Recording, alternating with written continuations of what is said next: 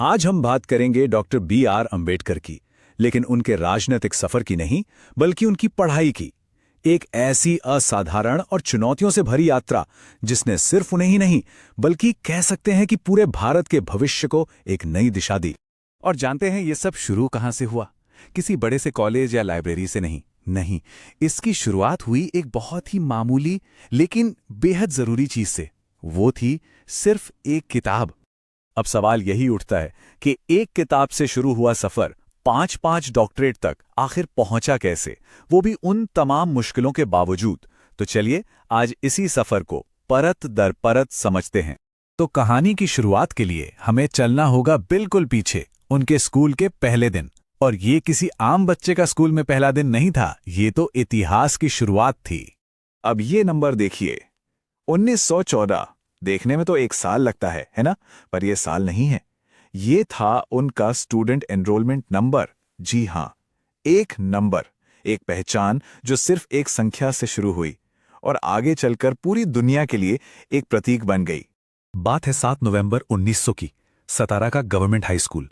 एक छोटा लड़का पहली क्लास में एडमिशन लेता है।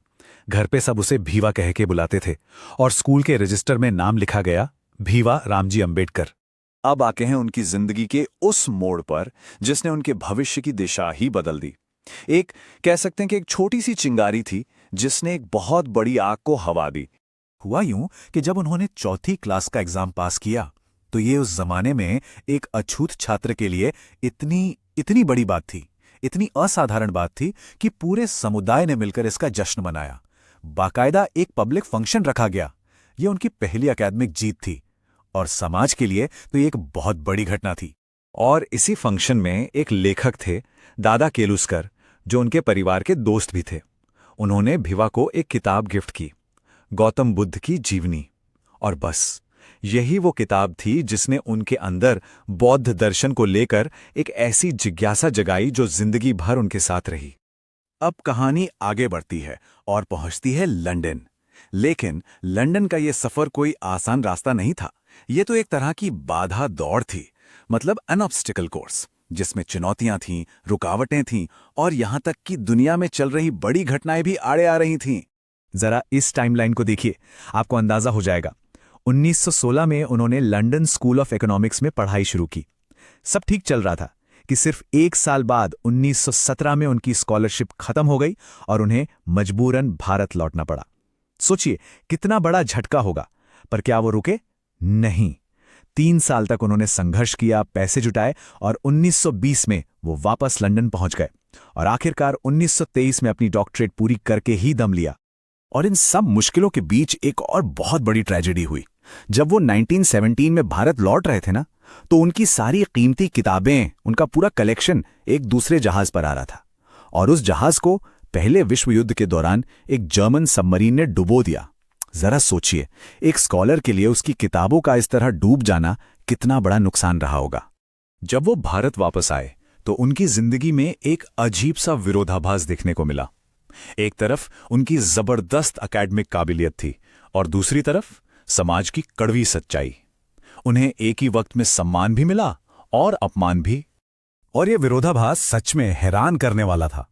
देखिए, एक तरफ तो उनकी काबिलियत का इतना सम्मान था कि उन्हें मुंबई के मशहूर सिडेनम कॉलेज में पॉलिटिकल इकोनॉमी का प्रोफेसर बनाया गया, और वहीं दूसरी तरफ जब उन्होंने अपना एक कंसल्टिंग बिजनेस शुरू करने की कोशिश की तो वो पूरी तरह से फेल हो गया। जानते हैं क्यों? क्योंकि उनकी सामाजिक स्थिति की वजह से कोई क्लाइंट उनके पास आना ही नहीं चाहता था। लेकिन इतनी मुश्किलों के बाद भी उन्होंने हार नहीं मानी और जब वो वापस यूरोप गए तो उनकी वापसी वाकई में शानदार थी। चलिए देखते हैं कैसे उन्होंने एक के बाद एक डिग्रियां हासिल की। लंदन लौटते ही उन्होंने जैसे पढ़ाई को एक मिशन बना लिया और सिर्फ 3 साल के अंदर जो उन्होंने कर दिखाया वो कमाल था। 1921 में एमएससी की डिग्री ली। अगले ही साल 1922 में वो बैरिस्टर एट लॉ बन गए और फिर 1923 में उन्होंने अपनी सबसे बड़ी डिग्री डीएससी यानी डॉक्टर ऑफ साइंस भी हासिल कर ली। क्या रफ्तार थी! ये उनकी जबरदस्त लगन और टैलेंट का पक्का सबूत है। और उनकी जो ये डॉक्टर ऑफ साइंस की डिग्री थी ना, उसकी थीसिस बहुत ही इंपॉर्टेंट थी। टॉपिक था the problem of the rupee, its origin and its solution. मतलब रुपए की समस्या, वो शुरू कहां से हुई और उसका हल क्या है। इस थीसिस में उन्होंने भारत की करेंसी पर इतना गहरा विश्लेषण किया कि उनके दिए गए कई आइडियाज आज भी रिजर्व बैंक ऑफ इंडिया की नींव में देखे जा सकते हैं।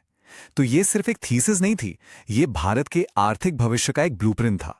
तो चलिए अब एक नजर डालते हैं उनकी सभी डॉक्टरेट डिग्रियों पर, एक फाइनल लिस्ट जो उनकी कमाल की बौद्धिक क्षमता को दिखाती है। तो कुल मिलाकर ये हैं वो डिग्रियां। पहली तो वो जो उन्होंने मेहनत से हासिल की। 1923 में लंदन स्कूल ऑफ इकोनॉमिक्स से डॉक्टर ऑफ साइंस। इसके अलावा दुनिया की टॉप यूनिवर्सिटीज ने भी उनके काम को सम्मान दिया। 1952 में अमेरिका की कोलंबिया यूनिवर्सिटी ने उन्हें डॉक्टर ऑफ लॉज की मानद यानी ऑनररी डिग्री दी। और फिर 1953 में भारत की उस्मानिया यूनिवर्सिटी ने उन्हें डॉक्टर ऑफ लिटरेचर की उपाधि से सम्मानित किया। डॉक्टर भीमराव अंबेडकर, नाम सुनते ही जहन में क्या आता है? भारतीय संविधान के निर्माता, है ना? एक ऐसा नाम जो ज्ञान और जबरदस्त इच्छा शक्ति का प्रतीक है। लेकिन एक बात और है जो उनके नाम के साथ हमेशा जुड़ती है, उनकी 32 डिग्रियां। जी हां, 32। ये सुनकर कोई भी चौंक जाएगा। पर सवाल यह है कि क्या ये बात सच है? चलिए आज मिलकर इसी दावे की पड़ताल करते हैं। अच्छा, उनकी डिग्रियों की गिनती करें उससे पहले एक कदम पीछे चलते हैं और उस सोच को समझते हैं जो उनकी असली ताकत थी। वो एक विचार जिसने उन्हें करोड़ों लोगों के लिए एक मिसाल बना दिया। ये रहा वो विचार, शिक्षा शेरनी का दूध है, जो पिएगा वो दहाड़ेगा। क्या बात है! ये सिर्फ एक कहावत नहीं है, ये तो डॉक्टर अंबेडकर की पूरी जिंदगी का सार है। उनके लिए पता है, शिक्षा का मतलब सिर्फ डिग्रियां जमा करना नहीं था। नहीं, उनके लिए शिक्षा थी अन्याय के खिलाफ दहाड़ने की हिम्मत। तो ये रहा वो नंबर 32, एक ऐसा नंबर जो जैसे उनके नाम के साथ चिपक ही गया है। पर एक मिनट रुककर सोचिए, क्या ये सच में मुमकिन है कि कोई एक इंसान अपनी जिंदगी में 32 डिग्रियां हासिल कर ले? तो फिर सवाल वही है, इस 32 के आंकड़े का राज क्या है? क्या ये बस एक कही सुनी बात है या फिर इसमें कोई सच्चाई भी है? चलिए इस रहस्य से पर्दा उठाते हैं। सवाल सीधा और साफ है, क्या हमारे संविधान के निर्माता के पास सच में 32 अलग अलग एकेडमिक डिग्रियां थीं?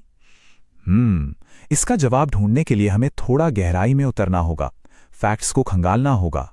और पता है, इस सवाल का जवाब छिपा है उनकी पढ़ाई लिखाई के सफर में। और क्या जबरदस्त सफर था वो! एक ऐसी यात्रा जो भारत के एक छोटे से शहर से शुरू हुई और उन्हें दुनिया की टॉप यूनिवर्सिटीज तक ले गई। देखिए, उनका सफर सतारा से शुरू हुआ, फिर वो बॉम्बे गए और वहां से सीधे न्यूयॉर्क की कोलंबिया यूनिवर्सिटी। और बात यहीं खत्म नहीं हुई, उसके बाद वो लंदन स्कूल ऑफ इकोनॉमिक्स पहुंचे। ये उस जमाने में दुनिया की सबसे बड़ी यूनिवर्सिटीज मानी जाती थीं। जरा सोचकर देखिए, उस दौर में वहां तक पहुंचना, और सिर्फ पहुंचना ही नहीं बल्कि अपनी एक अलग पहचान बनाना, कितनी बड़ी बात होगी। ये दिखाता है कि उनकी ज्ञान के लिए भूख कितनी ज्यादा थी। तो अब हम उस 32 वाले रहस्य के और करीब आ गए हैं, और इसका राज पता है कहां छिपा है? 2 तरह की डिग्रियों के बीच के फर्क में। पहली वो डिग्रियां जो उन्होंने बाकायदा पढ़ाई करके मेहनत से कमाई, और दूसरी वो जो उन्हें सम्मान के तौर पर दी गई। तो सवाल उठता है कि ये मानद उपाधि या जिसे ऑनररी डिग्री कहते हैं, ये होती क्या है? देखिए, ये वो डिग्री नहीं है जिसके लिए क्लासरूम में बैठकर सालों तक पढ़ाई करनी पड़ती है। नहीं, बल्कि ये एक तरह का सम्मान है, एक इज्जत है जो कोई यूनिवर्सिटी किसी ऐसे इंसान को देती है जिसने अपने काम से समाज पर एक गहरा असर छोड़ा हो। अब यहां देखिए, तस्वीर एकदम साफ हो जाती है। एक तरफ है उनकी वो डिग्रियां जो उन्होंने खुद हासिल की, जैसे उनकी पीएचडी और डीएससी, जिनके लिए उन्होंने न जाने कितने साल दिन रात एक कर दिए। और फिर दूसरी तरफ है वो मानद उपाधियां जो दुनिया भर की बड़ी बड़ी यूनिवर्सिटीज ने उन्हें उनके काम को सलाम करने के लिए दी। ये चार्ट तो समझिए पूरी कहानी एक नजर में बता रहा है। वो जो 32 का आंकड़ा है ना, उसमें एक बहुत बड़ा हिस्सा इन मानद उपाधियों का था। अब इसका यह मतलब बिल्कुल नहीं है कि उनकी मेहनत से हासिल की गई डिग्रियां कम थीं। अरे वो तो अपने आप में एक मिसाल हैं। लेकिन ये मानद उपाधियां ये साबित करती हैं कि उनका असर सिर्फ किताबों और क्लासरूम तक सीमित नहीं था, बल्कि पूरी दुनिया पर था।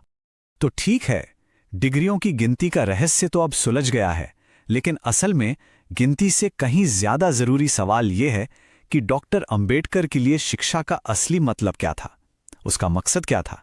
उनके लिए डिग्रियां इकट्ठा करना कभी मंजिल थी ही नहीं, ये तो बस रास्ते का एक पड़ाव था। असली मंजिल तो थी ज्ञान को एक ताकत बनाना, एक ऐसा हथियार बनाना जो समाज की जंजीरों को तोड़ सके और एक ऐसे देश की बुनियाद रख सके जहां हर कोई बराबर हो। डॉक्टर अंबेडकर ने हमें एक रास्ता दिखाया है। उन्होंने साबित किया कि शिक्षा में कितनी ताकत है। लेकिन आज के ज़माने में, आज की दुनिया में हम सब मिलकर शिक्षा को बदलाव का सबसे बड़ा हथियार कैसे बना सकते हैं, ये सवाल उन्होंने हमारे लिए छोड़ा है। डॉक्टर अंबेडकर की कहानी तो वाकई असाधारण है, लेकिन ये कहानी अपने पीछे एक बहुत गहरा सवाल छोड़ जाती है। एक ऐसा सवाल जिस पर हम सबको सोचना चाहिए कि जब किसी को सिर्फ उसकी जाति या बैकग्राउंड की वजह से मौका नहीं दिया जाता, तो ये दुनिया, हमारा समाज आखिर कितने महान दिमागों को खो देता है।